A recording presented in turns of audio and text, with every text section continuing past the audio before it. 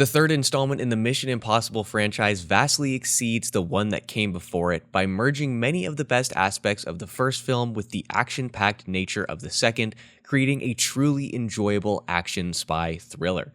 Comment down below what you guys thought of Mission Impossible 3. I'm your host, Brennan Sem. Joining me this week, as usual, is my father, Tory Sem. Like and subscribe down below for more nerd content and commentary. Now let's roll the intro.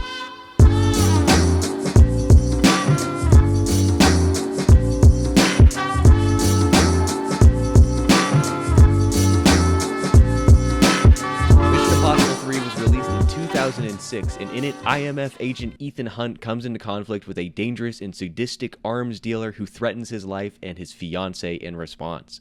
It is directed by J.J. Abrams, written by J.J. Abrams, Alan Kurtzman, and Roberto Orci, and stars Tom Cruise, Michelle Monaghan, Ving Rhames, Philip Seymour Hoffman, Billy Crudup, and Lawrence Fishburne. Now, as always, we're going to begin with a brief non-spoiler review. Dad, what are your thoughts on MI3? It was a different movie than MI2. Yeah, you can say that again. I feel like, so this one's taken a leap maybe back to the first one in a way. I mean, obviously, it's more intense, it's more fast, all those things, right? But it is kind of going back to where there's the second one felt crazy, in a way, over the top, I guess I should say. Not crazy, over the top. Everything was over the top and flashy. I mean, here we have J.J. Abrams learning lens flares, and it's still not as flashy as the second one. Yeah. So it's I think that if we compare the two, or if we're going in our trilogy here that we've done so far, the first three, this is a more intense high point, I'll say. Yeah, this one is definitely, I certainly enjoyed it. I don't know if it stands nearly as strong as like the first one, just because I think the first one was just so different than the other two. But the way that I described it in the intro is that this movie is good because it is a merging of the two movies. Some of the more spy aspects of the first one with the action-packed nature of the second. Right. And I think it does it really, really well. Like we talked about, I think the last two Mission Impossible reviews, this movie was the reason that I wanted to watch this series, because I'd heard that it was really good, and it more or less stood up to my expectations. Right. I think the story is interesting, but it is a movie that when you watch it, it feels like early 2000s. Right. Not nearly as dated as like the John Woo Mission Impossible 2, but you can definitely tell that it was made with quote unquote modern techniques for the time. Right. And it feels like it. And it feels like they're doing things. I mean, and we'll talk about it. There's shots that nowadays would be a drone shot, and they did it with cables and stuff like that, but they still got pretty good shots. Right. Now, I mean, again, we're talking who would go on. J.J. Abrams would go on to do all kinds of franchises and action franchises and sci-fi franchises and all that stuff. But this was his first one coming off of Alias. Mm-hmm. And that, non-spoiler talk yet, we can kind of talk about it. Originally, this was going to be David Fincher, I believe, was going to do it. It went through a couple different directors that were going to do it and then kind of passed on it. And didn't quite measure up. And then Tom Cruise was watching Alias. He binged the first season or two of Alias, I think, and then that's when they decided to pull in J.J. Abrams, which, of course, this is his kind of film debut, I believe. At least that's what they were saying. He may have done some smaller stuff, but it was all of his credits before this were just TV shows. Yeah, right. Lost, and like you said, Alias, and I think there's another one, but it's interesting. And I had just rewatched the Abrams Star Trek movies, I don't know, a couple months ago. Right. And you can definitely see this is where like his style is developing, and there were lots of similarities. And I was like, oh, really? Right. That's interesting. He's definitely more, I feel like his style is more tamped down in this one. Yeah. But obviously because maybe he's still growing it. Mm-hmm. I saw a little video where they specifically said, the videographer, the cinematographer was pointing out the lens flares that were popping up, and he's like, I've always been taught to get rid of them, but they gave a special, a little thing to it. And then, of course, we get into Star Trek 2099 where it's blinding. They're all over, yeah. And stuff. So it's kind of fun that this is maybe the impetus for that, is him working with this cinematographer, and they kind of pulled that together and started doing that kind of thing. It's interesting you mentioned Star Trek, too, because we talked about Robert Orci and the other writer, Kurtzman. Yeah. They are all over Star Trek, right? I think even Star Trek series is like I've mentioned before. I'm going back and doing a rewatch of Deep Space Nine. I think Kurtzman was around in those era. Really? Well, I could be wrong on that. I just feel that name, Kurtzman and Orci, are names that I recognize from all kinds of Star Trek credits. Mm-hmm. Right? Yeah, I mean, he's got credits for all of the new Star Trek stuff. Looks like mostly the new stuff. I guess that's what I'm just seeing. But yeah, Picard, Discovery, Strange New Worlds. That's really interesting. I hadn't realized that, but that's fun. I will say it's definitely watching Mission Impossible 3 and looking at it through the lens of what had just come before it. It does make sense to me why you would give like J.J. Abrams' Star Trek immediately after this to revitalize, that classic franchise that's never really been a super action-paced thing, and to turn it into what ends in Star Trek with just a big fist fight between Kirk and, I don't know, the guy. the guy. Eric Bana, whatever his character's name is. The Hulk. The Romulan dude. Yeah. Nero. So that's the other one, Ang Lee. When you said the Hulk, I just remembered that. Ang Lee was considered to take over for this. I'm glad he didn't. Yeah, I don't know. That would be a whole different movie. Yeah, I think Abrams was definitely a good choice. But now let's get into the spoiler section. And before we do that, I'm going to politely ask you all to head on over to patreon.com/newwavenerds. If you like the videos that we put out, if you like the content we do here and want to help us make these look and sound even better, then that is the place to go. Again, that's patreon.com/newwavenerds. Now, since we were just talking about him, I do want to talk about the Abrams of it all. Right. I don't really like his style per se. I get that maybe, it looks okay, but I really don't like just how crazy it is. There's Dutch angles all over the place. We've got these arcing shots. It is very unnatural to the eye, and I think that's the reason that I don't like it. It gives it when you're talking about action, and what I was mentioning before with like the cable shots, I was watching how they were making some of those, there's this, when he's in that little fishing village or whatever, and he's running along of course we get our Tom Cruise running section. Sure. Right. That is a huge cable running a camera along there. Right. So, the tracking shotness of that or whatever, where it's one continuous take. And then right before that, there's a scene where he's coming off of the top of a building and bouncing down, and they've got the cable set up for the camera to follow him down.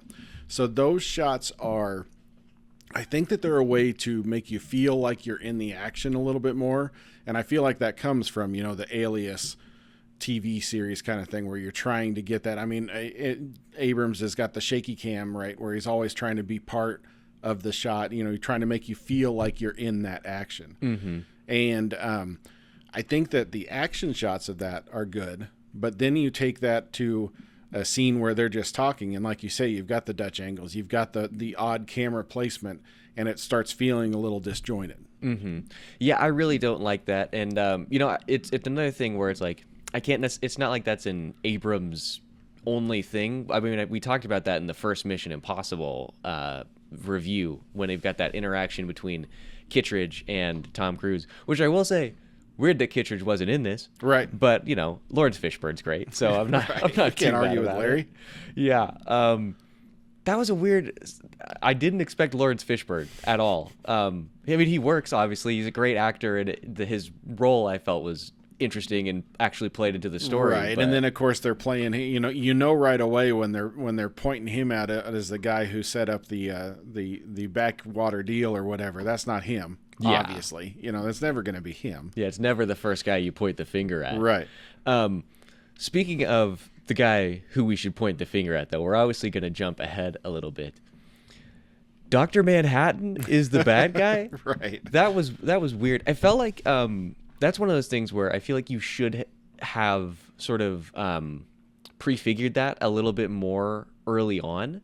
Like it doesn't, and maybe I'm just misremembering, or maybe I missed stuff. but it didn't really feel like in the beginning there were many scenes to sort of set him up to be the mole or whatever. Well, and I think that's what we're going for, right? They want to, and again, I can't say that I watched much of Alias, but I think of any spy movie, it's always, somebody, grandpa, your dad, or your grandpa, my dad used to say that he kind of got out of the spy movie game for a while because it just felt like everything was, here's a surprise double cross, and here's another surprise double cross that triple crossed the double cross, right? Yeah. And that sort of thing. It got to be too much, but that's the hallmark of these, any kind of a spy movie, right, that you're trying to get at. And as soon as they were focusing on him so much and he was being so helpful, helping Ethan escape and stuff like that, I think that's where it starts really laying the groundwork, right? That's the thing. Now, in the beginning, yes, he probably could have been a nice guy, but I don't think they're going to, have the clean cut guy behind the chair be as clean cut as he looks. Yeah, sure. I will say though, when it is, fully revealed that he is the bad guy, I do like that scene. So it's when Ethan Hunt has been kidnapped by Philip Seymour Hoffman, and they leave, and Billy Crudup is in the shadows or whatever, and he's like, let me talk to him. And then he comes and sits down. I really like just how nonchalant he was, right? Where there's no preamble. He just goes right into it, and he's like, what did Julie tell you? Did Julie know that I set up Lawrence Fishburne, or did she fall for it? He's just straight to the point, and I thought that was interesting. It was, and I don't know, at that point, and I was curious about that, because, we talked about in the first movie how Ethan knew right off the bat that it was Phelps, and he was trying to figure out Phelps's wife, right? But there definitely seemed, or maybe it was just because of the shock of what just happened with his wife, that he seems surprised when Billy sits down, right? But so I don't know if that's the he's sitting down and he's being all nonchalant because he thinks he just assumes that he knows or something by this time. I don't know, but you're right. It is kind of a nice way, and it's not over the top villain. It's a guy sitting down and talking, and just being practical. This is what we got to figure out. And I still have a card to play because your wife's not really dead. And that kind of thing, which I had completely forgot that. I remembered, we were talking in the past about Philip Seymour Hoffman and that he killed his wife, and that kind of thing. And then I kind of remembered in my back of the head, I thought there was where she was still alive. But during that scene, and we even talked about the opening scene of this. The opening scene of the other two movies is Tom Cruise or somebody doing some Mission Impossible thing, and this is just an intense, Philip Seymour Hoffman scene, where he's just eating it up and counting down and killing, taking a shot at his wife, Yeah, no, that was really good. It definitely, it broke the mold, and for that, I think it's interesting. And then I like that we set up, what's her name? Julie? Is that it? Julia.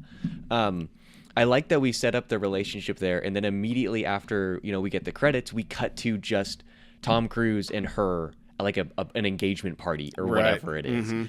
And it's fun because there's a moment in there where Julia is talking to some of her friends, and they're talking about when she and Tom Cruise had first met. And there's a moment where she stumbles over her words. And so in the beginning, that whole time I'm thinking, is this a real relationship, or is this a spy plant? Right. Are they just acting the part? And then throughout the course of it, you're like, oh, she's just a civilian. I thought that was interesting, and it definitely planted that seed of doubt where I'm like, especially seeing the opening scene, you're like, is she also a spy? I think it makes it much more impactful when you realize she's just a person. I know, and it's great to me. I thought it was a good, somewhat of a bookend or whatever. Is that Tom Cruise is retired from the IMF game and he's just training, right?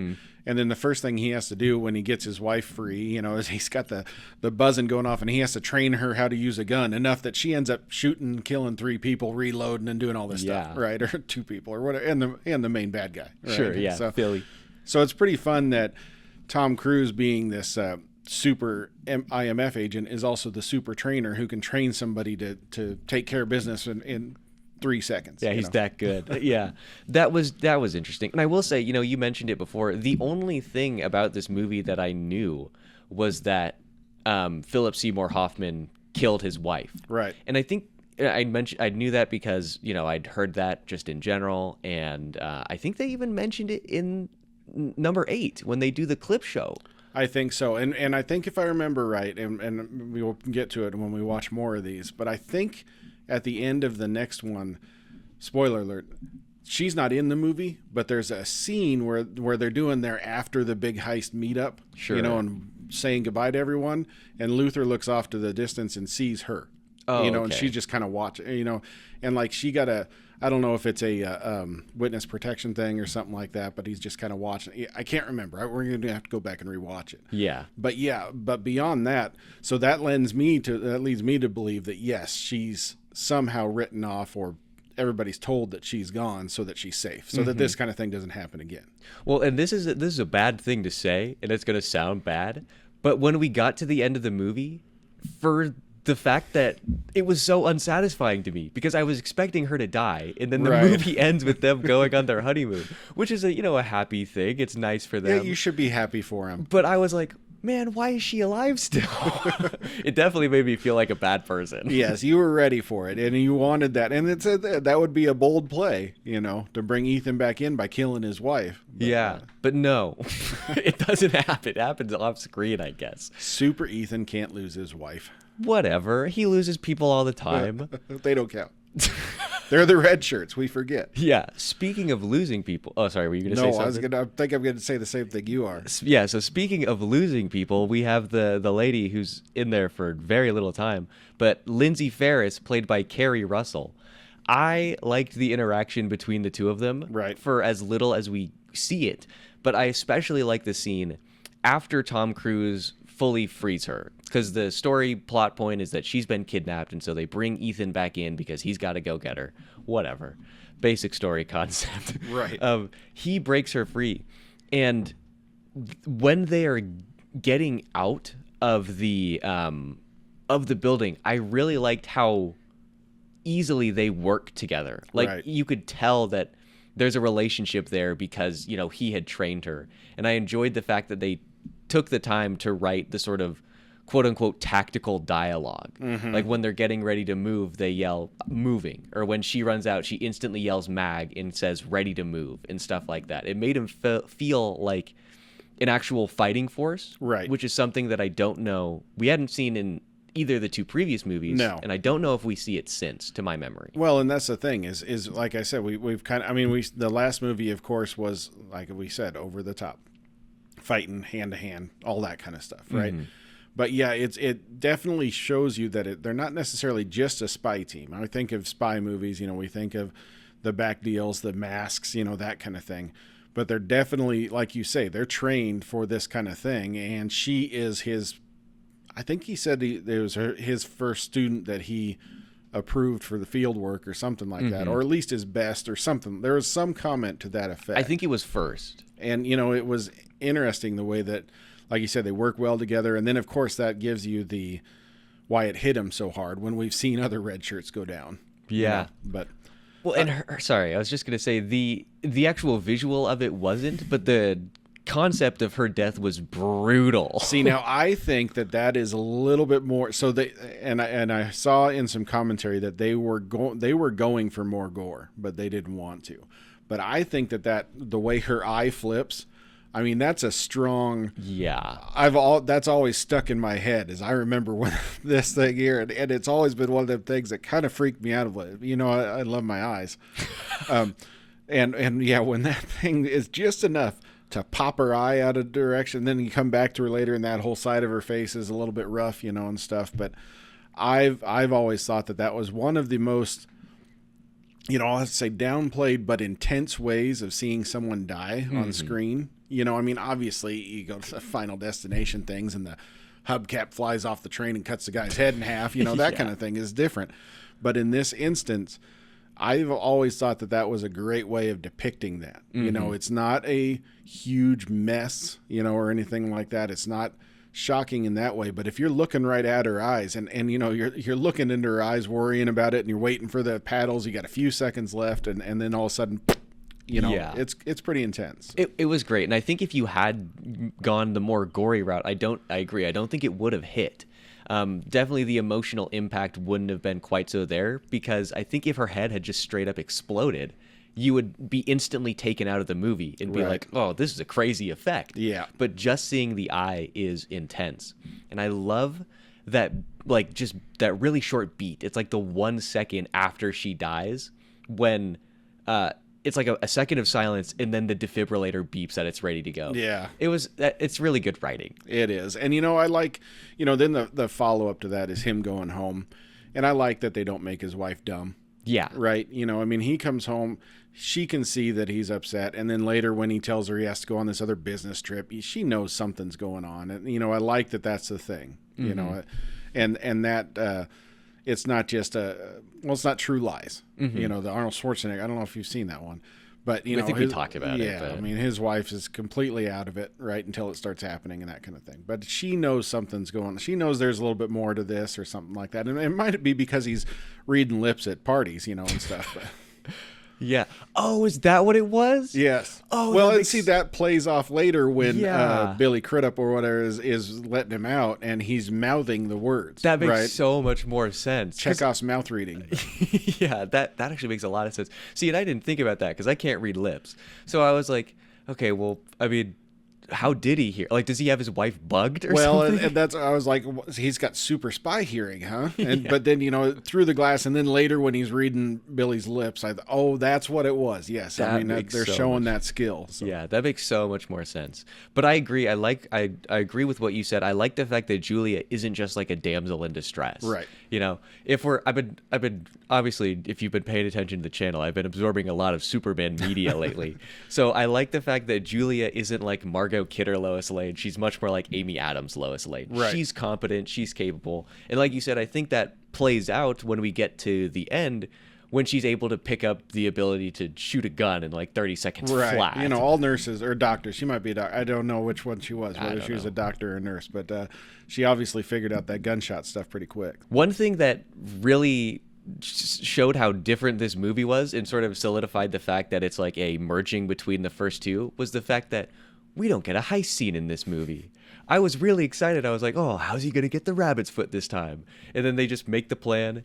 Well, he basically just says, I'm going in through the roof.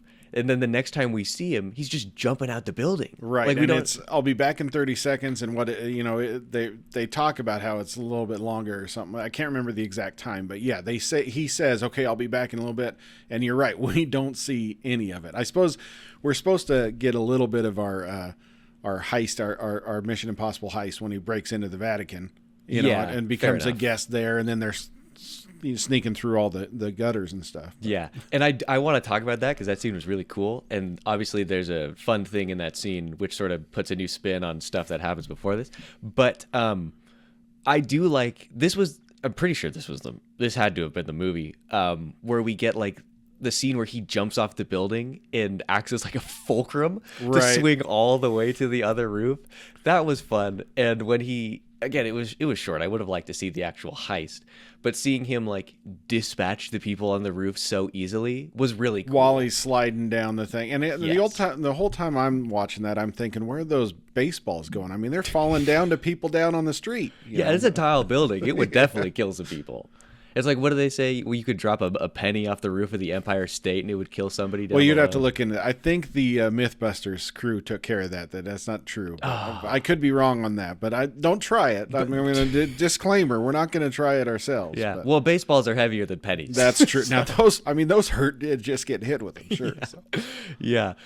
Yeah. I'd like that scene. I do wish.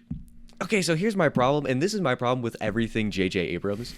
I don't like the mystery box thing. I was going to say, originally we didn't get much of mystery box, but I guess the whole heist part is our mystery. How did he do it? Well, the rabbit's foot in general is kind of like the mystery box because they never really explain what it is, and they wait, 5 more movies to talk about it. But yeah, it was just, I don't like that. I feel like when you're doing it, maybe it works for some things. Like it works for Lost because it's just a crazy show in the first place. But like when you're doing a spy movie, I feel like when you get to the end, you should sort of feel like like 90% of what went on, Right. because you should be in the mind of the spy, who's obviously super intelligent and an intelligence agent. And I really don't like it. It's one of those things, like when you're watching it, and when you start to think about it, you realize, oh, this is just the MacGuffin. And they're, by not telling you what it is, they're directly telling you this is a MacGuffin. It doesn't mean anything. We're just going to have to get it, and that kind of thing. And, just like Star Wars, J.J. Abrams' Star Wars, he does his mystery box and somebody else has to pick it up and try to figure out the solution. And so they do that in 7 and 8 or 8 and 9. I don't even know where we're at. 8. They come back or whatever. Spoiler for future movies that are in the theater. We talked about it last week already. Yeah, we Who cares? did. But it's one of those things where it's like, this is pure. We're just telling the audience, don't worry about this. The only thing we need to worry about is this is what's getting Ethan from here to here. Yeah. And that kind of thing. And it kind of feels a little, I don't know, it reminds you you're at a movie. You know what I mean? I mean, granted, obviously, a lot of the movies we watch are not very realistic. Sure. But to point out the fact that this is just something that it could destroy the world, but we're not going to tell you how or what it does or anything. And they, of course, are hinting that it's some kind of biological thing, which eventually somehow becomes a computer virus. Yeah. Whatever. But again, it's one of those things. Like you said, it's not as good. It doesn't feel as good when you know that they've just been using this for that.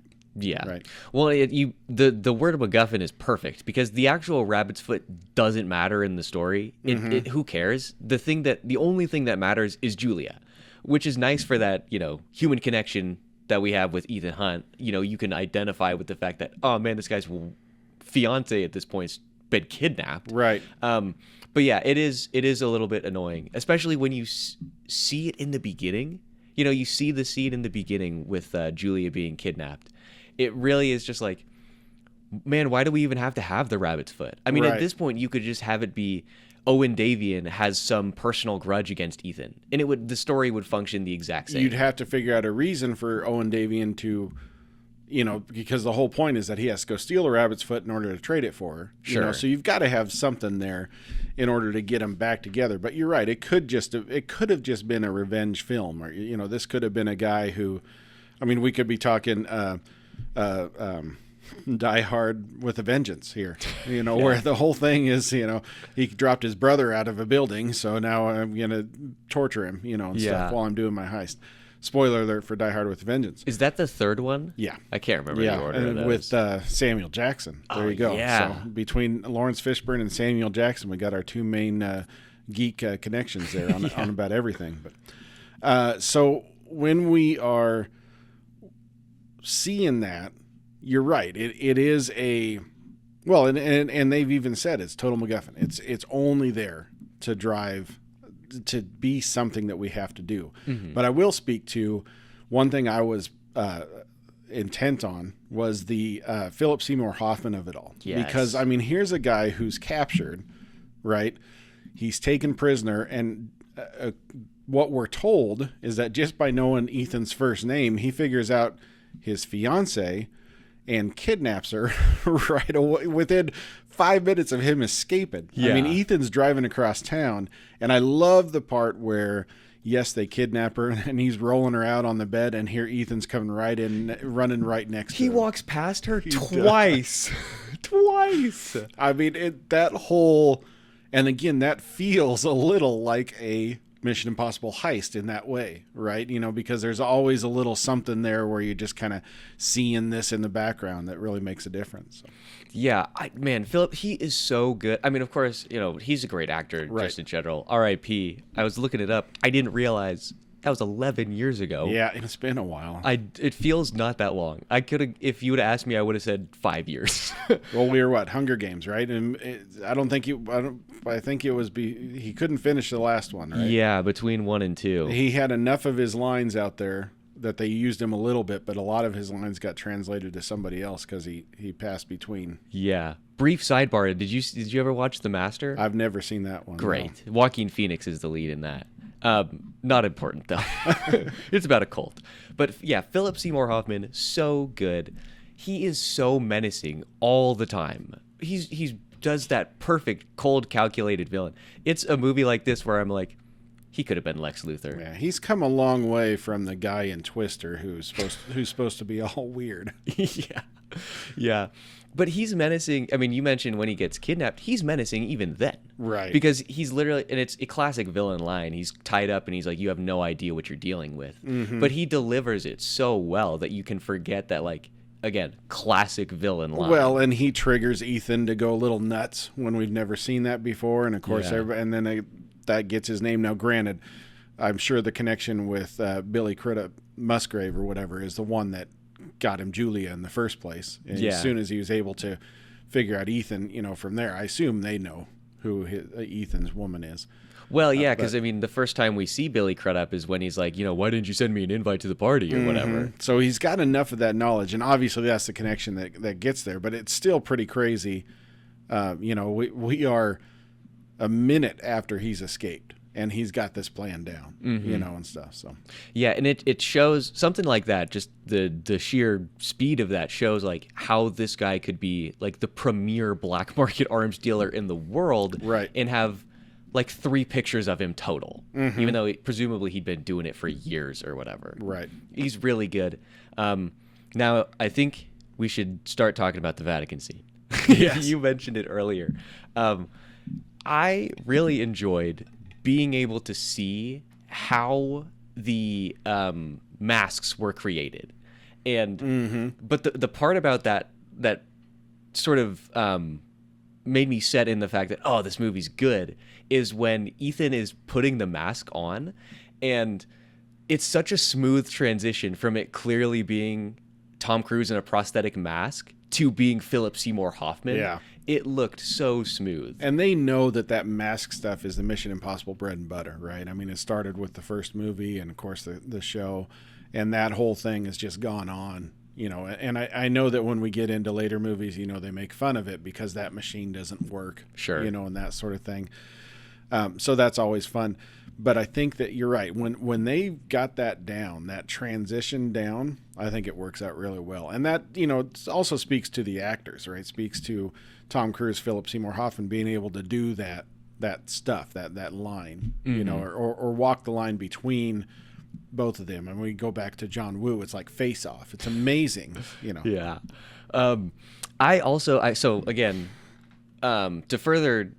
I really like the fact that when they were going to do the mask, they had to get Maggie Q, whose character's name is Jen. I like her in Designated Survivor. Yes. Another sidebar for a spy thing. I like that she had to be in the Vatican and take pictures of him from all angles because, like I said, they didn't have enough on file for him. Like, they had to get everything ready on the spot. Right. They had to do the voice thing. Yes, have him read that poem or whatever that's supposed to have every vocal sound in it just so that they can recreate. And then, the whole idea of that still working. Yeah. Right? And he can't talk or anything. I mean, again, when we talk about our Mission Impossible heist, I think that's what we're supposed to see is the heist, right? I mean, it's a little bit different because you're stealing a person, but I thought that was pretty interesting the way they did that. Yeah, I thought it was really, really well done. And like you said, it's great. It's a great performance from Philip Seymour Hoffman. I thought it was really funny seeing Philip Seymour Hoffman crawling through the walls, I guess. Right. Wherever he is. The ducks. The back wall, the wet walls, I think they call those. Sure. But no, I thought that was really fun. Yeah, I really enjoyed it. I think this movie, it's hard to not say the first one's my favorite because to me that one actually feels like a spy movie. Right. But this is definitely a really close second so far. I think so. I think that it's definitely a leap above the second, right? And I think, like I say, going from the second to the third feels like going back to the first in a way, right? Because it brings it more to the spies and that sort of thing. And that's one thing that Tom Cruise and the crew said that they wanted to do with this one is they wanted to show more of the life, right? And that's why he wanted to bring in a love interest and a wife, and he's out of the game and then has to come back in. They wanted to do that aspect of things to make it feel more personal, less of a this is our team, and that kind of thing. So. One other thing that I wanted to say, which I forgot until now, we finally have it. The first franchise appearance of Simon Pegg. Yes, he's finally in. And when he comes in, that's great because he's already planning on losing his job just for helping him. So little does he know, every movie from here on out, that'll be the case. Yeah, he's pretty fully formed from the beginning, even though we only get 3 scenes with him. And I really enjoy the chemistry between him and Tom Cruise. Right. I think it's really funny. It is funny. There was I think somebody was interviewing for Shaun of the Dead. They're interviewing him. They're like, so what's your next project? You're going to be some mainstream actor now? And he said, well, it's not like I'm going to be in Mission Impossible 3, which obviously he knew he was, which is great. But I think, getting him in there. And then, of course, I assume that Abrams liked him and brought him in to be Scotty. I guess I've never looked back in 2009 or Star Trek 2009 that much as to why he was in there, but there's definitely a connection there. So it just worked out great. Simon Pegg is great. I don't know if he's the right pick for Scotty. He's funny and all, but I don't know if I'm a huge fan of it. Simon Pegg is great everywhere, even as an old man in The Boys. But. Oh, I forgot. He's what's his name's dad. Well, so in the comics, if you the Boys comics, to go on another tangent, the character of Huey, who is played Jack Quaid, I think. By Jack Quaid, he's actually drawn as a direct reference to Simon Pegg. Oh, really? He looks like Simon Pegg, and they've said that, and stuff. So it's kind of fun that when they made the show, he came out as his dad. But that's funny. Yeah, I think I watched the first episode of The Boys, and that's it. But I read maybe the first 20 issues or something until the first I don't want to say the name of it. I know. That's again, we talked about it. Those are the ones that. Let's just see how gross we can get, and sometimes it's too gross. Yeah. Who is that? Is that Garth Ennis? That sounds right. But he also did Preacher, right? Which was a very similar thing, yeah. Yeah, but I've heard Preacher is... Yeah, Garth Ennis. I've heard Preacher is really good, too. I don't want to watch the show, but I'll read the comic at some point. I think what I've heard is the show is somewhat of a prequel to the comic. I can't remember. Oh. But it's still... I mean, we like Carl... no. Is it Carl? No, it's not Carl Urban. In Preacher? Who's in Preacher? It's man. I'm throwing out Dominic Cooper. Dominic Cooper. We like him. They look really similar. And he does pretty good as the main character there. And then, of course, Ruth Negga, we always like her. So I'm not going to lie. I have no idea who that is. Well, she is the queen on the Warcraft movie. Oh, Queen Tiffin. That's right. That movie deserves a sequel. It's been long enough. It's time for a reboot. No, I'm not going to go on a Warcraft rant right now. See your other videos. See, this is where you link. I know YouTubing. Link it up to the other. See the other video. I can't think of anything other than Warcraft. All right, Mission Impossible 3.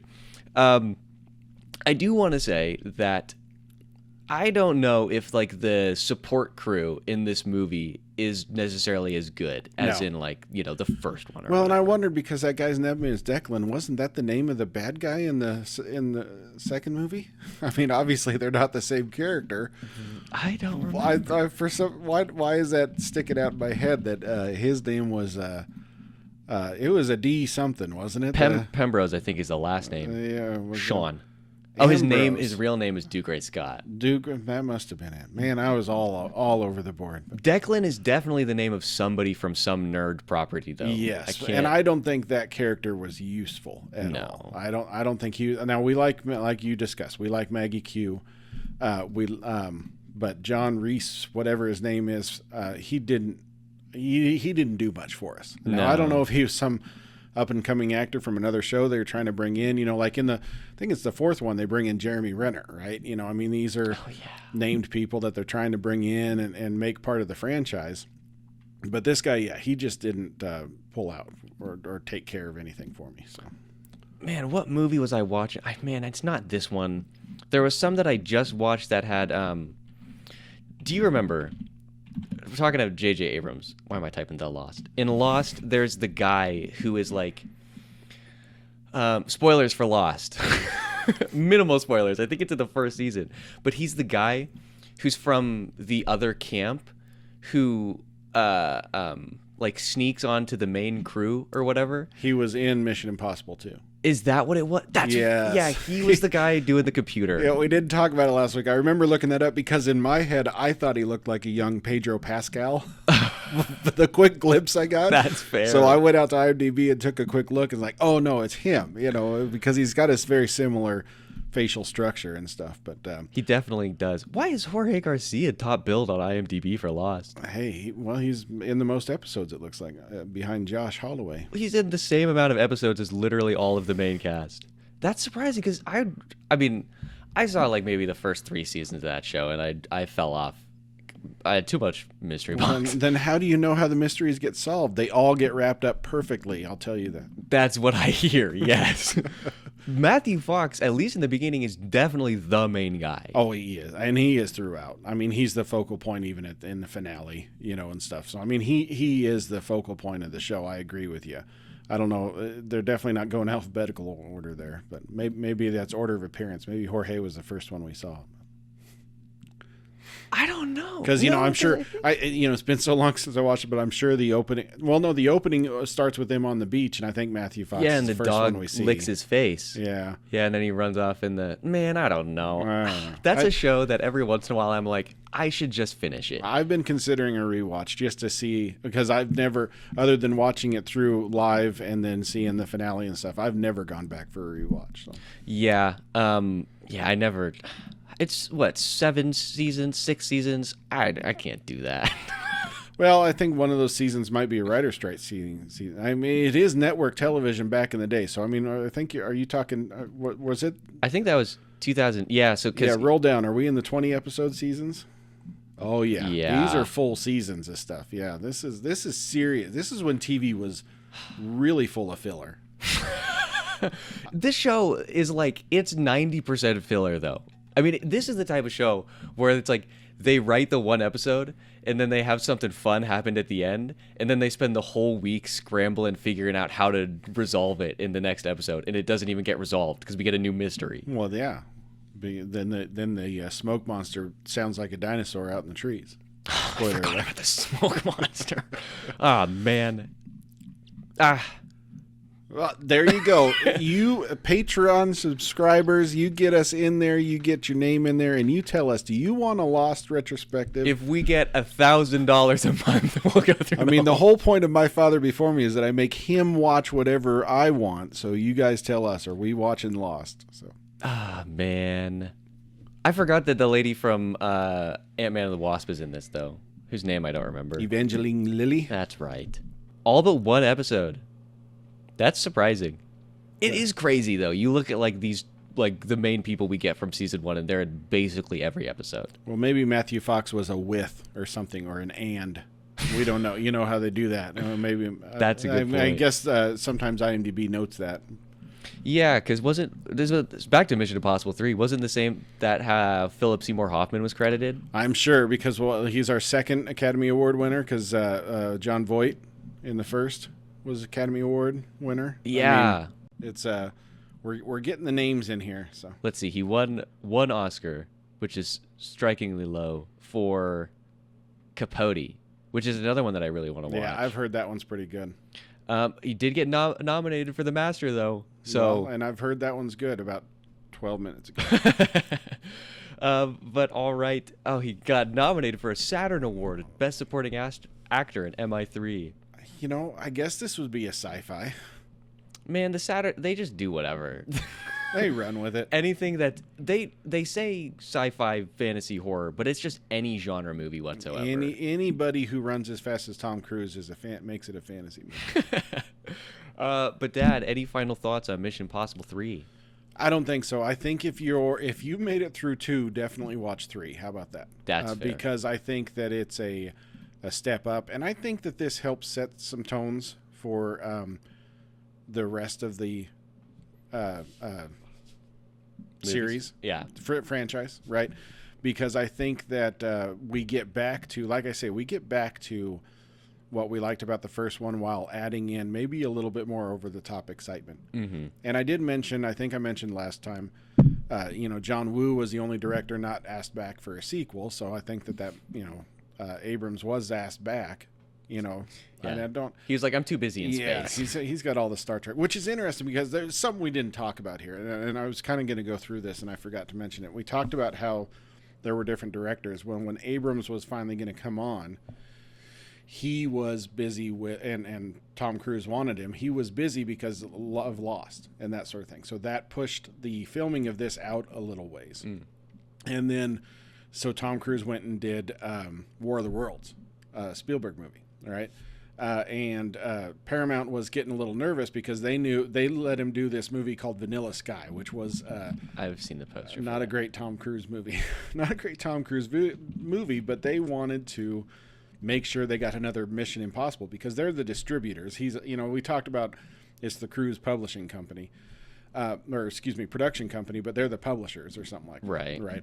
So they wanted to get him in for Mission Impossible 3, and they let it slide because they knew he was going to come back. Well, during that time, he had his little thing that is all over where he jumps up on the couch in the Oprah show and goes a little nuts. Yeah. Right. So then they got a little bit nervous, and he was getting so much money out of this and money on the back end as a producer. He had to take a pay cut for this to convince them to let them do it because they were starting to worry about all the controversy around him. So then the movie's going on, and we've got this. And at one point, it was great. I did see that, and we forgot to mention it. Sylvester Stallone was going to be Philip Seymour Hoffman. That would have been a different movie. That would have been very different. So as they're delaying things, then they get going, and things are looking good. Then when they get ready to release this movie, South Park airs the episode wanting Tom Cruise to come out of the closet and all the Scientology stuff. So Tom Cruise, and this is rumor speculation, Tom Cruise has come back and kind of denied it. But he went to Paramount and told them that he won't do any press for this film or anything like that as long as if they re-air that South Park. That was basically nothing but picking on him the whole time, right? Being in the closet and then all the Scientology stuff. And also during that time, he was going out and he was on interviews and just knocking the psychiatry field. For some reason, Scientologists have a lot of trouble with psychiatry. They got a lot of trouble with lots of things. So he was going through all kinds of things. And we didn't talk about it, but I think that is why this has the record of being one of the lowest openers for a Mission Impossible movie. Really? Or the lowest revenue on a Mission Impossible movie or something like that. There's some stat, and I don't get into the stats perfectly, but I remember that this one had a pretty low opening. It may have came back and did what it needed to, but because of all that, there was all kinds of stuff out there. And this was the height of the Tom Cruise, he's a whack job, kind of thinking. So I think that kind of hurt this one. That's really interesting. That's really funny looking back at it now because it's been like 20 years since this movie came out. He's like literally one of the biggest stars. He's one of those people where if you put Tom Cruise's name on a movie, it's going to make a lot of money opening weekend. Mm-hmm. That's really funny. I'd also, brief sidebar, I wanted to say that War of the Worlds, you mentioned earlier, yes, written by David Koepp, who wrote the first Mission Impossible movie. Well, there you go. We have got all kinds of connections here.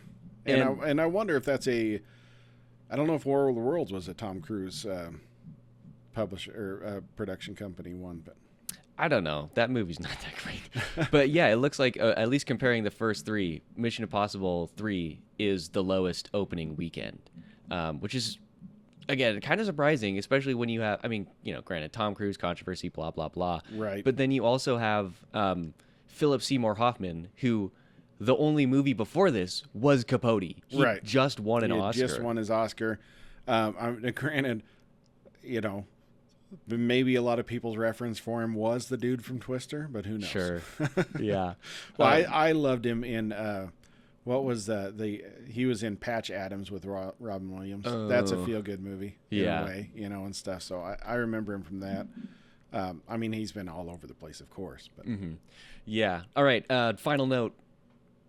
War of the Worlds was Cruise Wagner Productions. There you go. Yeah, so final thoughts. Mission Impossible 3, it's great. Like I said, this is probably my second favorite of the three that we've watched for this. I'm interested to see how it stacks up to some of the others moving forward, because I did look a little bit ahead on the IMDb page, and like Ghost Protocol's got higher stars, and obviously I'm excited for that. We talked about it a lot. But yeah, Mission Impossible 3 is definitely really good, and I agree with what you said. if you made it through the second one, definitely at least go on to this one. It's very good. It does, like I said, though, feel like an early 2000s movie. The camera techniques and especially the teal and orange LUT. Oh, man. Classic 2000s action movie. But yeah, no, definitely good. Cannot recommend it enough. It was super fun. Let me see. What else do we have on the calendar moving forward? I thought I had that tab pulled up, but I guess not. I'm going to be back, or I will be back Tuesday. Shade and I are taking a look at Fantastic Four: Rise of the Silver Surfer. Ooh, Lawrence Fishburne. Oh, yeah, I didn't even think about that. Yeah, we got our connection. Yeah. Mouthing Doug Jones' body. But yeah, so we're talking about that. I'm not going to lie. I'm going to prep you guys beforehand because we already recorded that. The last 20 minutes, we're definitely talking about other stuff. But we're getting ready. You and Shade talked about something different? I know, if you could believe it. But yeah, we're getting ready for the new Fantastic Four movie. The summer of Superman has sadly ended. Inside baseball, I haven't seen the new movie yet. So we've got 2 continuity errors now for 2 videos in a row. And then, let's see, we'll be back the 24th, that Thursday. I'm going to be reviewing my favorite Fantastic Four comic, Fantastic Four 1, 2, 3, 4, written by Grant Morrison. It's very fun. So make sure that you comment down below. Let us know what you thought about Mission Impossible 3. Like and subscribe and hit the notifications bell so that you never miss another episode. And I will see you on Tuesday to talk about Marvel's Furry family.